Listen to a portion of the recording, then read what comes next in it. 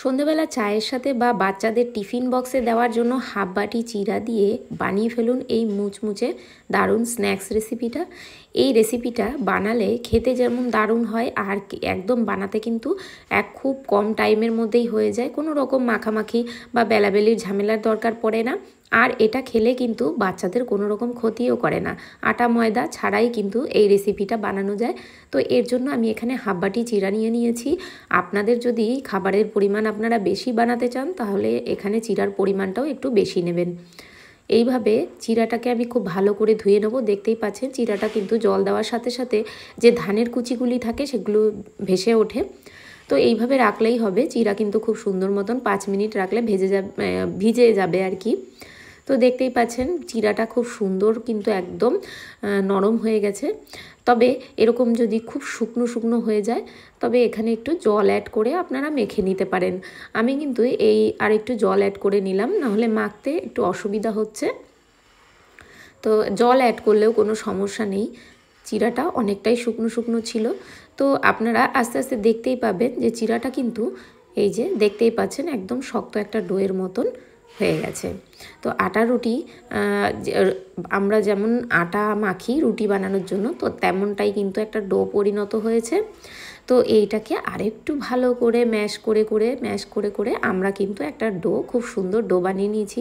এবার আমি এখানে কারি পাতা, শুকনো কারি পাতা একটু গুঁড়ো করে এর সাথে মিশিয়ে নিচ্ছি। এটা আপনারা, আমি ভুলে গেছিলাম বলে পরে দিচ্ছি, আপনারা মাখার আগেই প্রথম অবস্থাতেই যখন ভিজানো হয়ে যাওয়ার পরে যখন চিড়াটা একটুখানি নরম হয়ে যায় তখন ডোটা মাখার আগেই আপনারা এটা দেবেন। এই সমস্ত উপকরণগুলোই আপনারা আগে দিয়ে নেবেন, তাহলে সব কিছুই খুব সুন্দরভাবে মিশে যাবে। এখানে আমি এগুলি ভুলে গেছিলাম, এখানে স্বাদ মতন লবণ দিয়ে দিলাম, আর দিয়ে দেবো একটু কালারের জন্য এর মধ্যে হলুদ। লবণ আর কারি পাতাটা দিয়ে খুব ভালো করে মেখে নিয়েছি, তারপরে এই হলুদটা দিয়ে দেবো। হলুদটা একটা কালারও আসবে আর খেতেও কিন্তু ভালো স্বাদ হবে। আর হলুদ না দিলে একদম সাদাটে থাকবে, তো জিনিসটা খেতে ভালো লাগবে না আর কালারটাও ভালো আসবে না। তো এবার আবার একটু ভালো করে মেখে নিচ্ছি, এতটা টাইম কিন্তু লাগবে না। আপনারা যদি প্রথমেই এই হলুদ আর নুনটা আর কারি পাতাটা মেখে নেন, কারি পাতা দিলে বেশ ভালো একটা স্বাদ আসে। যদি কারি পাতা না থাকে তাহলে আপনারা ধনে পাতা দেবেন। এবার হাতে একটু তেল নিয়ে আবার একটু ভালো করে মেখে নিলাম, যাতে করে হাতে চিপকে না যায়। তো দেখতেই পাচ্ছেন একদম কিন্তু হাতে কোনো রকম লেগে যাচ্ছে না। এবার ছোট ছোট করে লেচি কেটে নিচ্ছি। হাতে যদি লেগে যায় তাহলে আপনারা একটু তেল নিয়ে এইভাবে করে লেচি কেটে নেবেন। তো আমি এক এক করে এইভাবে হাতের মাধ্যমে চাপ দিয়ে এইভাবে লেচি কেটে নিচ্ছি।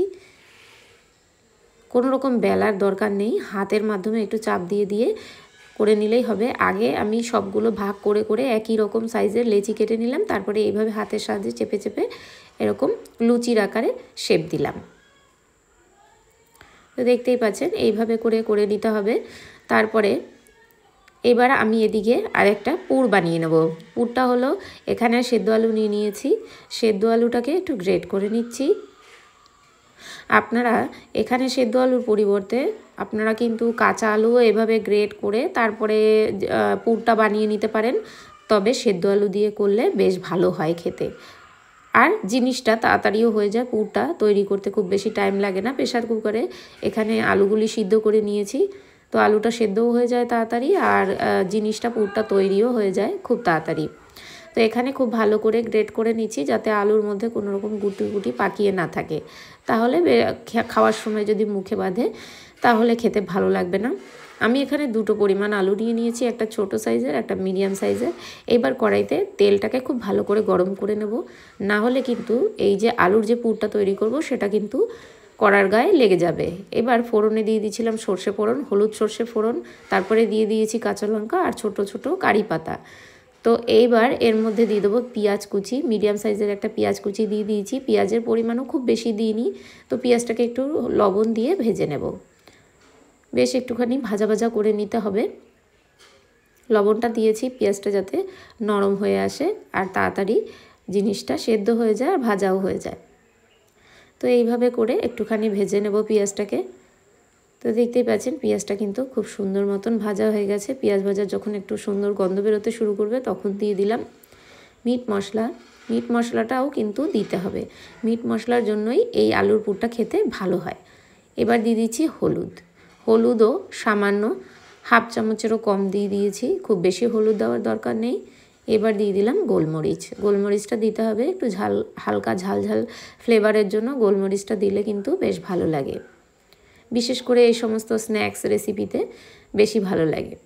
তো আবারও একটু নাড়াচাড়া, মশলার সাথে নাড়াচাড়া করে নেব। এইবার সেই গ্রেট করে রাখা আলুটা এর মধ্যে দিয়ে দেবো, দিয়ে আলুটাকে এই মশলার সাথে খুব ভালো করে মিশিয়ে নেব। বেশ অনেকক্ষণ ধরে এখানে নাড়াচাড়া করে আলুটাকে মিশিয়ে নিতে হবে। আলুটা খুব ভালো করে মিশিয়ে নিয়ে আর বেশ কিছুক্ষণ একটু নাড়াচাড়া করে, তেলের মধ্যে নাড়াচাড়া করলে আলুর স্বাদটা কিন্তু বেশ ভালো আসে। আপনারা যদি হাতে সময় কম থাকে তাহলে এইভাবে করে মশলা তৈরি করে আলুটার মধ্যে দিয়ে আলুটা হাতেও মেখে নিতে পারেন। এখানে আমি হাফ চামচ পরিমাণ চিলি ফ্লেক্স দিয়ে দিলাম।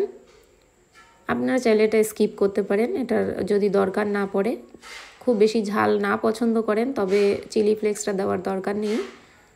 আবারও একটু চিলি ফ্লেক্স দিয়ে খুব ভালো করে মিশিয়ে নিচ্ছি।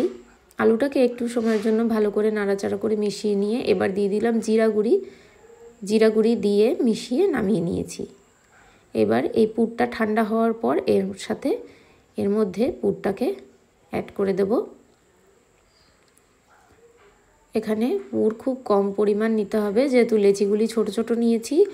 আপনারা যদি এই চিড়ার কাটলেটগুলি একটু বড় সাইজের বানাতে চান তবে চিড়ার পরিমাণও বেশি নেবেন আর এই লেচিগুলি একটু বড় বড় করে কেটে নেবেন, তাহলে পুরটা ভরতে সুবিধা হবে। এখানে আমি ছোট ছোট ফিশ ফিঙ্গারের মতন কাটলেট বানাবো, তো এই জন্য এখানে ছোট ছোট লেচি কেটে নিয়েছি। এতেও কোনো সমস্যা নেই, আলুর পরিমাণটা একটু বুঝে শুনে, আলুর যে পুরটা বুঝে শুনে দিতে হবে। আর এই পুরটা ভরার পর এটাকে একটু সাবধানে করে, যে শেপেই আপনারা বানাতে চান না কেন সেই শেপটা দিতে গেলে একটু সাবধানে দিতে হবে, কারণ এটা কিন্তু কোনো রকম ময়দা বা আটা না, যেহেতু এখানে সম্পূর্ণটাই চিড়া আছে, তো সেই জন্য ফেটে যাওয়ার সম্ভাবনা থাকে। তবে সুন্দর করে যদি এইভাবে করে বানিয়ে নেওয়া যায় আর সুন্দর করে তেলে ভেজে নেওয়া যায় তাহলে কোনো রকম ফেটে যাবে না এবং খেতে হবে দারুণ মুচমুচে। বাচ্চারা তো ভীষণ পছন্দ করবে। আর টিফিন বক্সেও আপনারা কিন্তু এটা দিতে পারেন, ওরা কিন্তু খুব মজা করেই খেয়ে নেবে। টিফিন বক্স একদম খালি করেই বাড়ি ফিরবে, এতে কোনো সন্দেহ নেই। এবার আমি আরও একটা বানিয়ে নিচ্ছি, সেম প্রসেসেই আপনারা দেখতেই পাচ্ছেন স্ক্রিনে যে কিভাবে করে আমি পুরটাকে বানিয়ে নিচ্ছি। পুরটা এইভাবে করে দিতে একটু সমস্যা হবে, কিন্তু একটু খুব সাবধানে করে নিলে কোনো রকম তেমন একটা অসুবিধা হবে না। একটু সাবধানে করে এইভাবে লম্বা লম্বা করে চিড়ার কাটলেটগুলি আমি বানিয়ে নিচ্ছি। দেখতেই পাচ্ছেন এখানে বেশ লম্বা লম্বা করে নিচ্ছি। আপনারা চাইলে ছোট ছোট কাটলেট বা গোল গোল করেও করে নিতে পারেন, তবে খেয়াল রাখতে হবে চিড়ার যে এই কাটলেটগুলি ভিতরের পুরটা যেন ফেটে বাইরে না আসে, তাহলে ভাজার সময় একদমই খারাপ হয়ে যাবে, পুরটা বাইরে বেরিয়ে গিয়ে তেলটাও নষ্ট হয়ে যাবে। তো এই জন্য পুরটা যেন বাইরে বেরিয়ে না আসে, কোনো রকম ফাটল না থাকে। এবার কড়াইটাকে মিডিয়াম গরম করে, মিডিয়াম আছেই এর মধ্যে সব কাটলেটগুলিকে আমি দিয়ে দিচ্ছি এক এক করে। কাটলেটগুলি দেওয়ার পরপরই কিন্তু আপনারা নাড়ানুড়ি করবেন না। কাটলেটগুলি এইভাবে লো আছে একদম বেশ অনেকক্ষণের জন্য দিয়ে দিলে এটা কিন্তু একদম আস্তে করে কুক হয়ে শক্ত হয়ে যাবে, একদম মুচমুচে হয়ে যায়। তো দেখতে পাচ্ছেন একদম কিন্তু মুচমুচে শক্ত হয়ে গেছে। এবার একটু উল্টে দেবো যে সাইডটা ভাজা হয়নি। আর যদি আপনারা অনেক বেশি তেলে ভাজেন তাহলে তো আরও বেশি মুচমুচে হবে আর টাইমটাও কম লাগবে। আমি যেহেতু এখানে কম তেল ইউজ করেছি, কম তেলে ভাজছি, তো এই জন্য ভাজতে একটু দেরি হচ্ছে। আমি কিন্তু এইভাবে করেই নামিয়ে নেব, খুব বেশি লাল লাল করে ভাজবো না, যেহেতু এটা বাচ্চারা খাবে, তো সেই জন্য আপনারা যদি ভীষণ একদম লাল লাল করকরে পছন্দ করেন তাহলে লাল লাল করকরে করে নেবেন। এইভাবেও কিন্তু মুচমুচে হয়। তেল থেকে নামিয়ে নিয়েছি আর এটা খেতে কিন্তু দুর্দান্ত হয়, দেখতে যেমন সুন্দর হয়েছে খেতেও ভীষণ ভালো হয়, ভীষণ মুচমুচে হয়। সন্ধেবেলা চায়ের সাথে বা বাচ্চাদের টিফিন বক্সে দিলেও বাচ্চারা কিন্তু টিফিন বক্স খালি করেই আসবে। তো আপনাদেরকে আমি একটা ভেঙে দেখিয়ে দিচ্ছি কতটা মুচমুচে হয়েছে, ভীষণই মুচমুচে হয়। আপনারা বাড়িতে ট্রাই না করলে বুঝতে পারবেন না, আর খেতেও ভীষণ ভালো লাগে। আপনারা এর মধ্যে যে কোনো ধরনের পুর দিতে পারেন, আলুর বদলে অন্য পুরও দিতে পারেন।